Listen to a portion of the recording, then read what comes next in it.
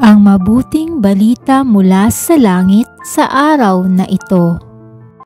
Magsisi tayong mataos, halinang magbalik loob sa mapagpatawad na Diyos, sa Kanya tayo'y dumulog at manumbalik na lubos. Ang mabuting balita ng Panginoon ayon kay San Lucas. Pinupuri ka namin, Panginoong Hesukristo.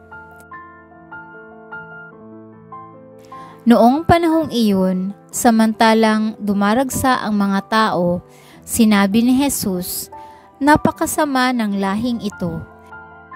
Naghahanap sila ng palatandaan mula sa langit, subalit walang ipapakita sa kanila maliban sa palatandaang inilalarawan ng nangyari kay Jonas.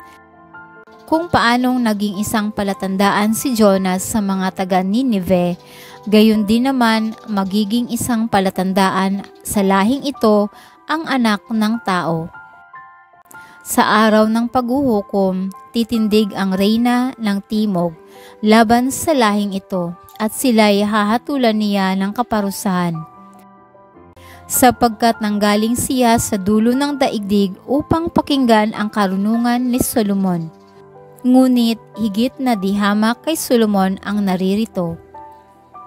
Sa araw ng paghuhukom ay titindig ang mga taga Ninive laban sa lahing ito at hahatulan ng kaparusahan sapagkat nagsisi sila dahil sa pangangaral ni Jonas, ngunit higit na dihamak kay Jonas ang naririto. Ito ang mabuting balita ng ating kaligtasan. Papuri sa Diyos.